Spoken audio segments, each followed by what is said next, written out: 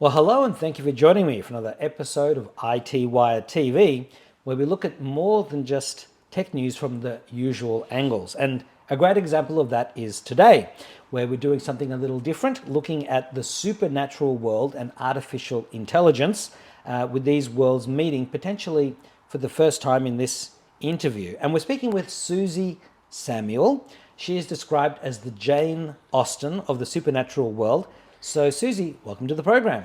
Thank you very much, Alec, and thank you very much for inviting me onto it. We really appreciate you taking the time. Now, Suzi, you're an author and a clairvoyant and a speaker, and you've just launched a thrilling new page turner called The Dark at the Threshold, which we'll get to in a moment. Okay. But entertainment is something that everyone enjoys in life, and that's one of the reasons why we're doing this interview. But first, I'd like to know, what have your experiences been with artificial intelligence thus far in your life? The second Terminator film, probably. I'm afraid I'm not very good with technology, and you've opened a whole new world to me today, Alex. But really, I'm a bit of an old dinosaur, and I like to try and learn about it. But at my advanced age, sometimes it's a little bit difficult, but I have learned a lot from you today. What I've used in the past is, well, I use the computer as a typewriter that can copy and paste, and also just then print it out. That's about it. Yeah. So thank you for enlightening me so much today. Well, it was a pleasure to introduce you to how advanced AI has become, while also looking at how far AI has to go. But as a medium and a clairvoyant, have you had a chance to ask the spirits what they thought of AI and its emergence into our reality? Yes, I did, because you did give me a little bit of advance warning for this question. Yeah. And so before you arrived this morning, I did actually do a bit of spirit writing, because that's the easiest way to talk to them. I do get messages, obviously, but and also if I do the spirit writing, I then have a record of what they've said. So if I may, Yeah. excuse me, I will just read out what they said. And I asked them, what do you think of AI? And the reply, which is here, said, our first question is, who gave the information to the robot in the first place? Even if you go way back to the old scientists, someone must have guided them. I suppose it's a bit like the Big Bang. You know, our world started with the Big Bang, but who put the stuff there to cause the Big Bang in the first place? It makes some people happy to talk to a robot, some to talk to us. Can a robot show empathy and love? AI is very useful for information that exists. We tell what is, what was, and what will be.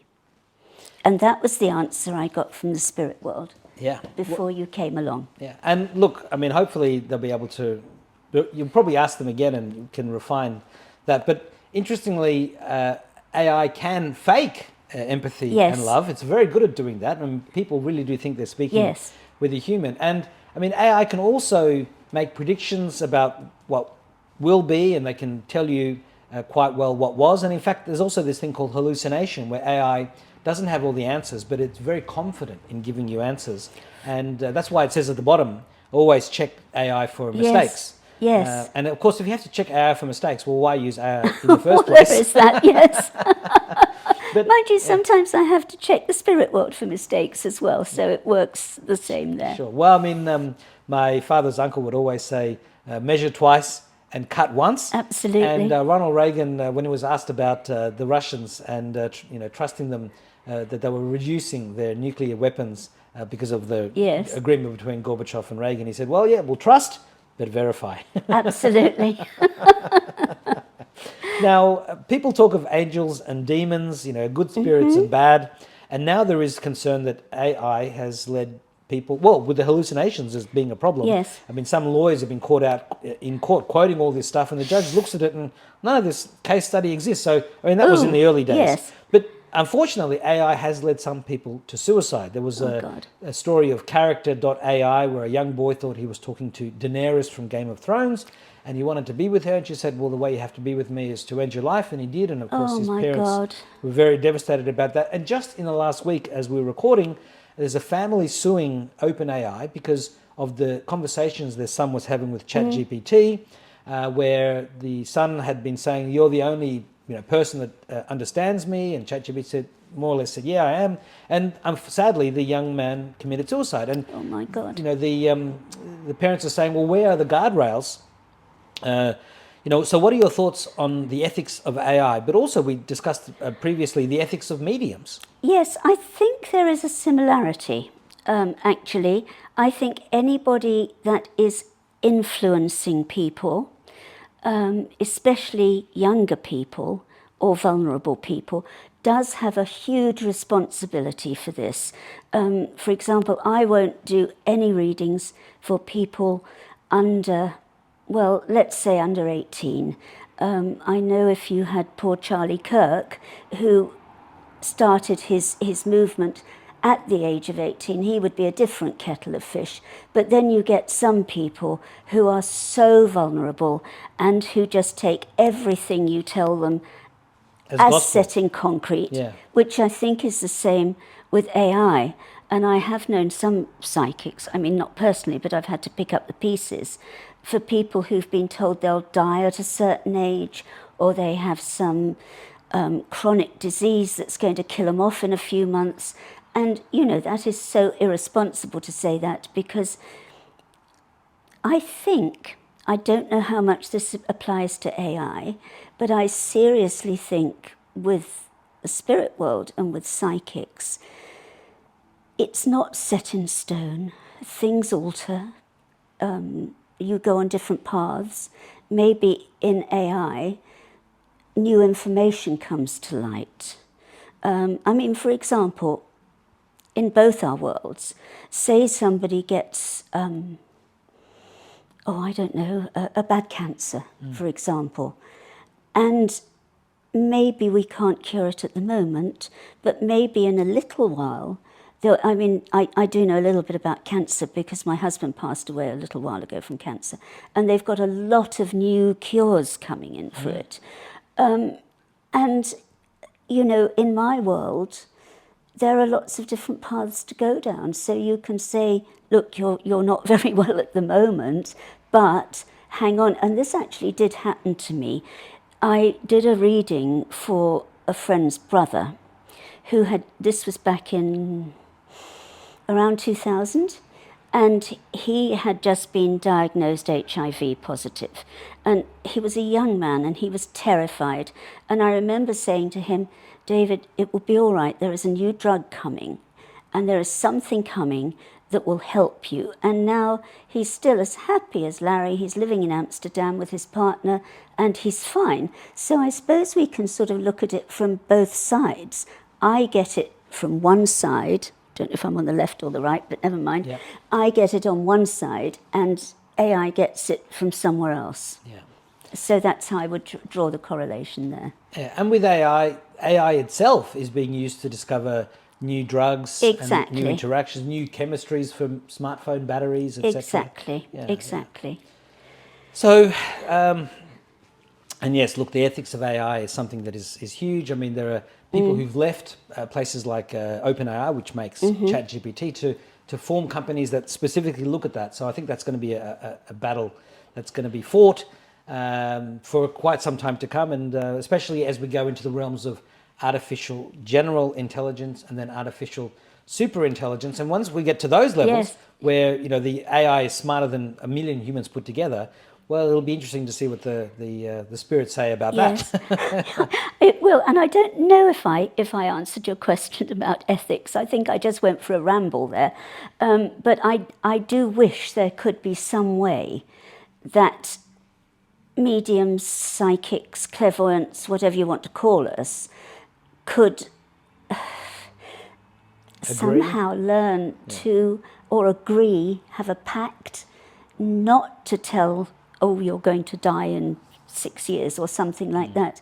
I heard a lovely Scottish clairvoyant on the radio many years ago back in England, and he said about the number of most people had Indian guides, I shouldn't say that, Native American guides. And he said, well, if there's so many Red Indians, there must be an awful lot of cowboys.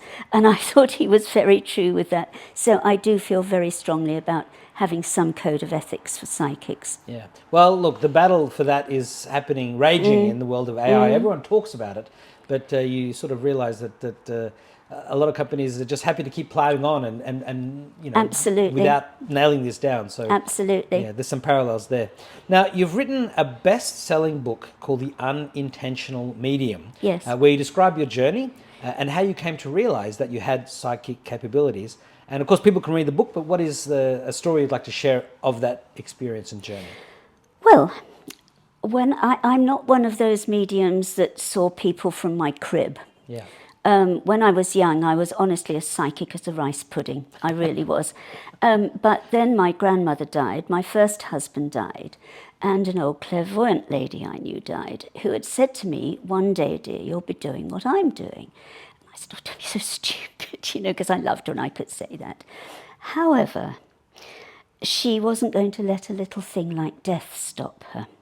And one day I was in a car with a friend going to a tennis tournament. It was around Christmas time. And he said, oh, I'm so fed up with my job. I really would like to find another one. And with a voice like Moses descending from the mount, I suddenly said, you will be offered a job in a tent or a box at a sporting occasion when the flowers are blooming. And he said, Christ, what's happened to you? He said, you haven't even had a drink yet. And I was a bit like, when a puppy learns to bark and they suddenly stop their puppy yap and find they've got a big woof and they're sort of cowering in their box, trying to think where this has come from. And I just didn't know what had happened. And it was like Whoopi Goldberg in Ghost, when she suddenly realises, when she's conning all her clients, and she suddenly realises that Patrick Swayze is actually there. Well, fast forward 6 months, and we were at Queen's at another tennis tournament, and Queen's Club is beautiful. It's full of roses and lovely. And Mike, my friend, said, oh, I'm being headhunted. And he said, I'm having lunch with the CEO of this company in the marquee on finals day, and we both nearly fell into the roses. And when they'd sort of dusted me off and filled my champagne up again, his girlfriend said, well, I wonder if what you told me had happened is going to happen. And I thought, what have I told you? And so she then, it was something very specific that actually happened. And that's how I became aware of the spirit world. And that's why the book is called The Unintentional Medium. So, there you go. An amazing story, yeah. It was a bit disconcerting, yes, to put it mildly. So, well, and it's quite amazing. I mean, as you said, it's unintentional, and you were talking to people, and things were coming true, and so it's the life's tapestry is just unknown sometimes, and absolutely, that's an incredible story. Now, let's turn to your new book, The Dark of the Threshold, which is set in 1468 and extends to the present day. Yes. And it gives insight into your experiences with the spirit world, while also being a gripping and page-turning thriller. So what caused you to turn your hand to entertainment? What was the catalyst that sparked this move, and is any of it based on reality?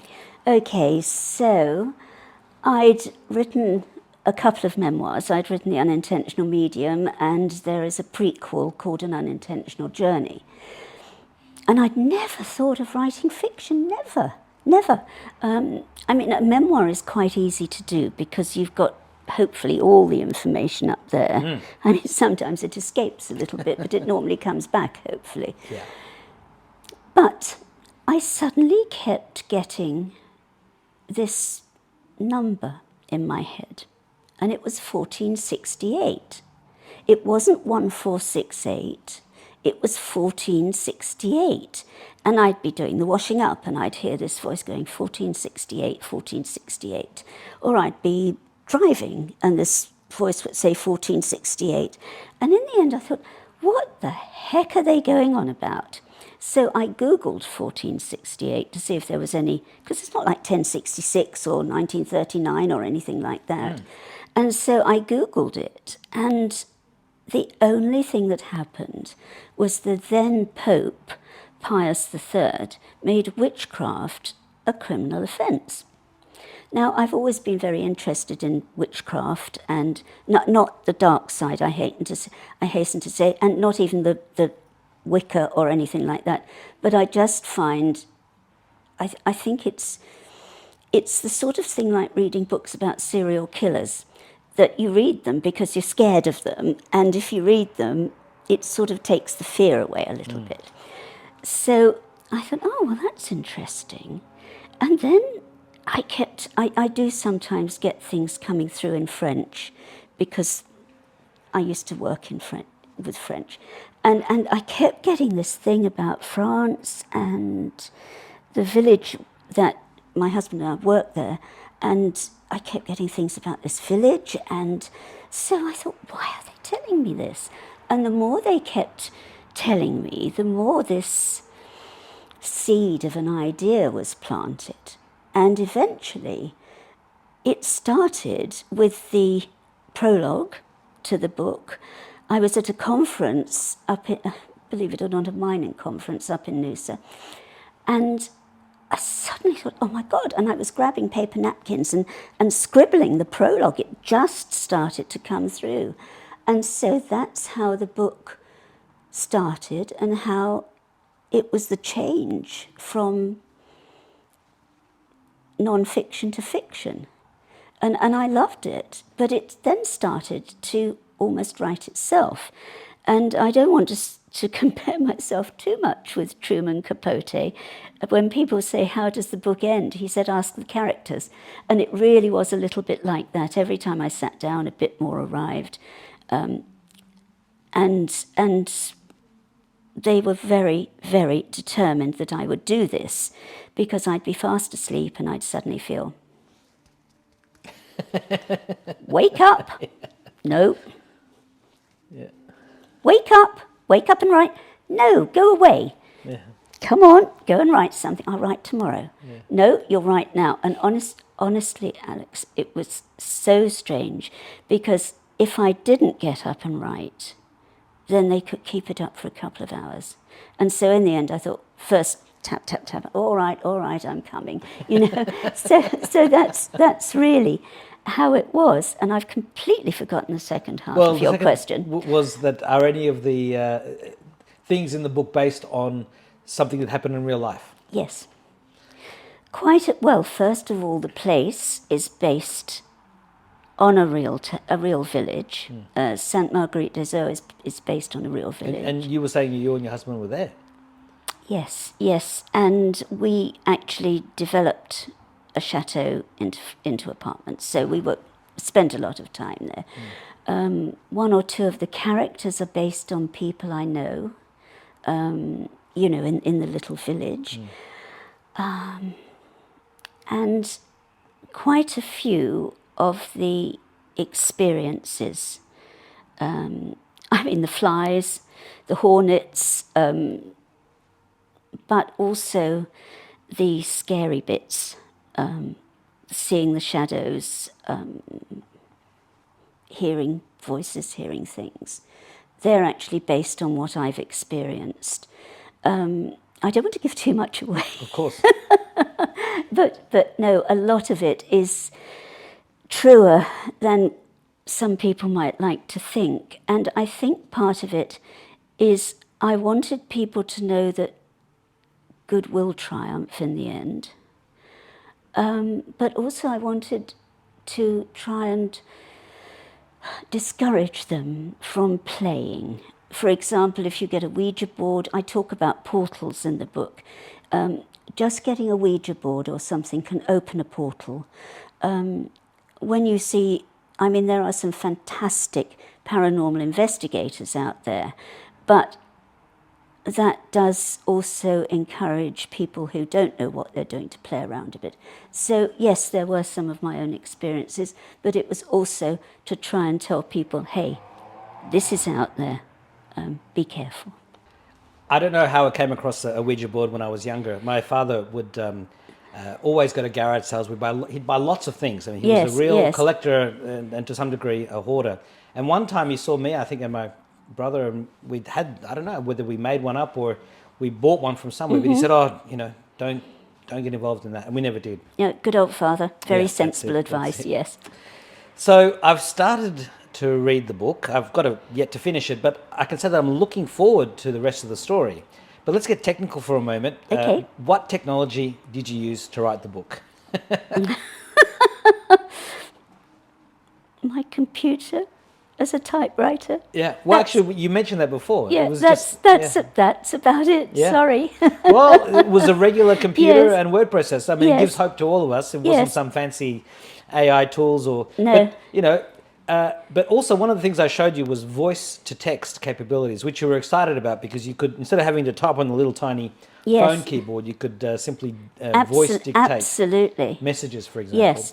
So do you think you'll now explore looking at because you said you've got a Windows 11 computer. I mean, that's got voice dictation built in, and it's way better than it was in Windows 7, for example. We had to train it, and it didn't really work. Nowadays, you can just speak, and it just appears.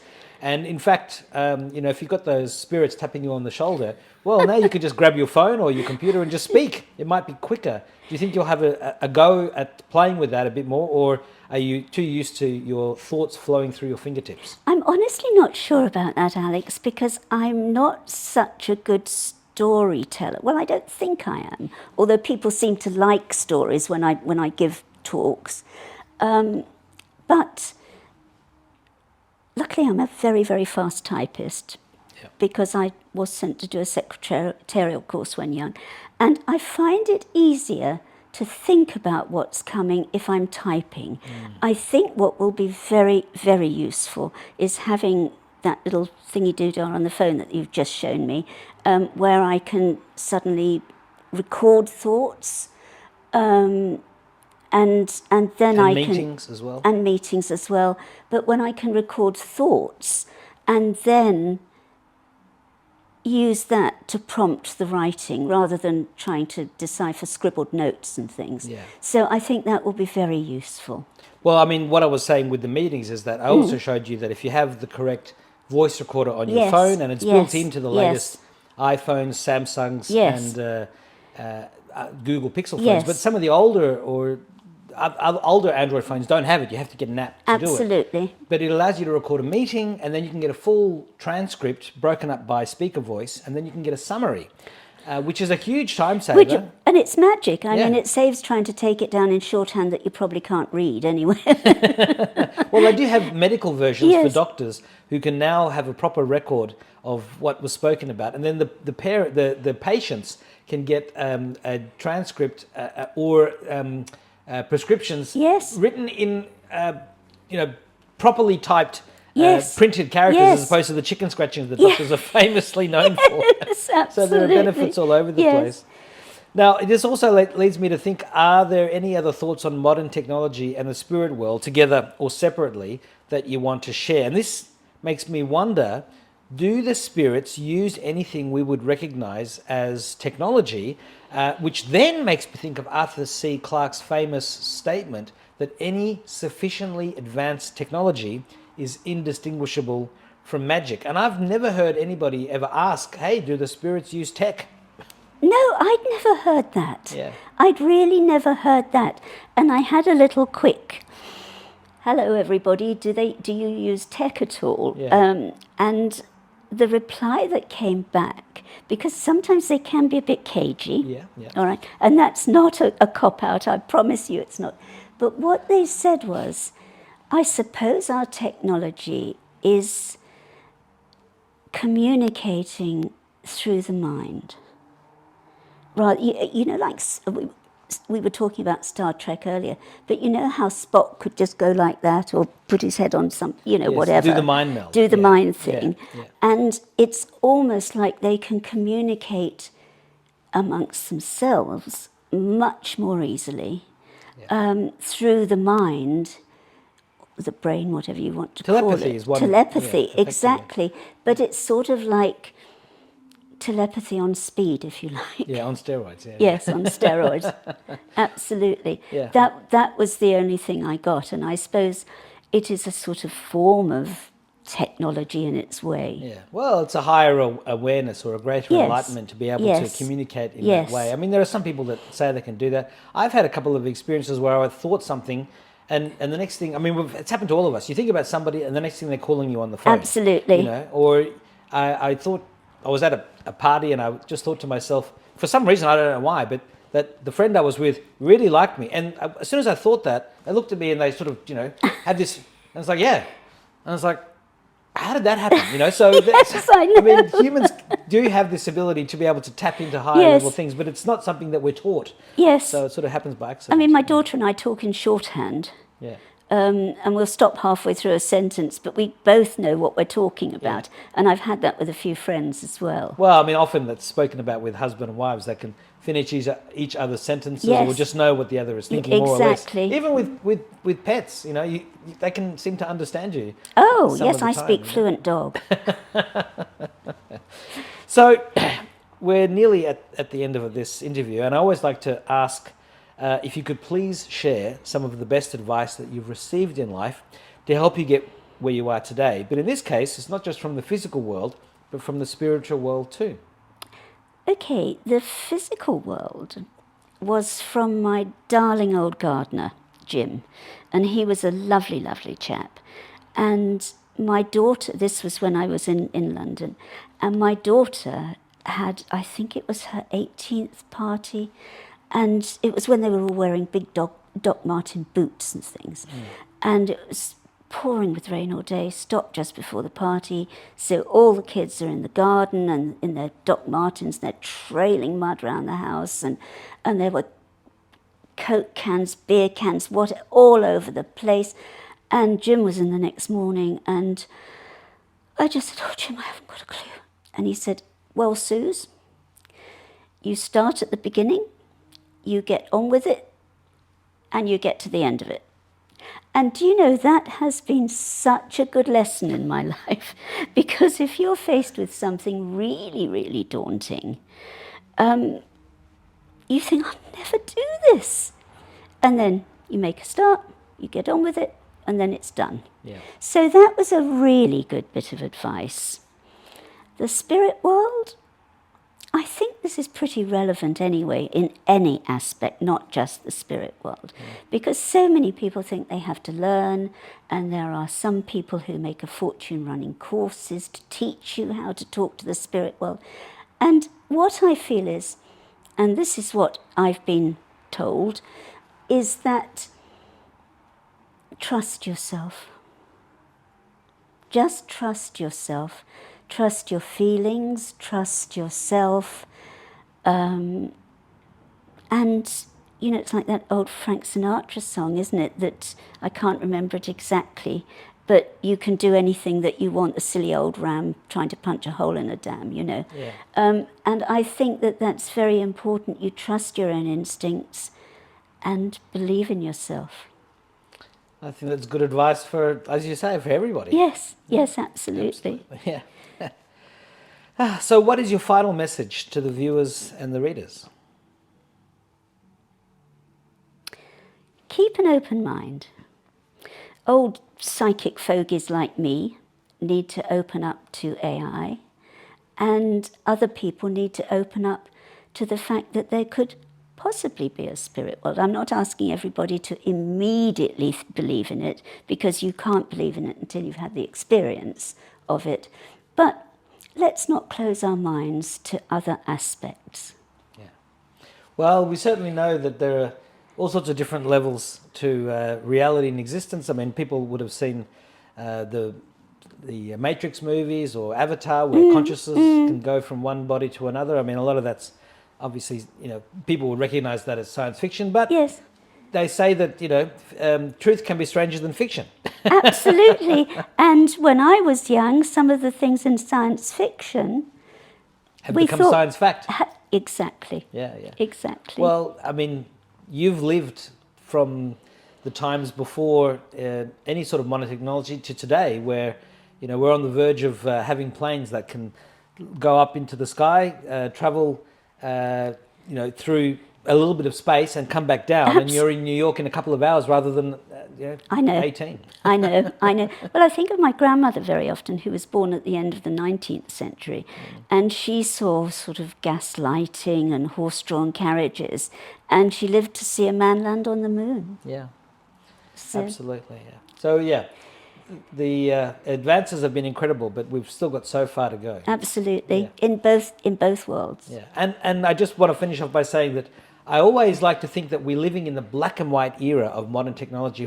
We think we're so advanced, Yes, but yet, based on the minds of sci-fi writers, we've got so far to go. exactly. But we're finally starting to see some of those predictions come true with AI, which is just an incredible development. Yes. But what's yet to come? But look, Suzi Samuel, author, clairvoyant, and the Jane Austen of the supernatural world, thank you so much for taking the time. It's been a real pleasure to speak with you today, and I hope we can do it again in the future. Thank you, Alex. I look forward to that. It's been my pleasure.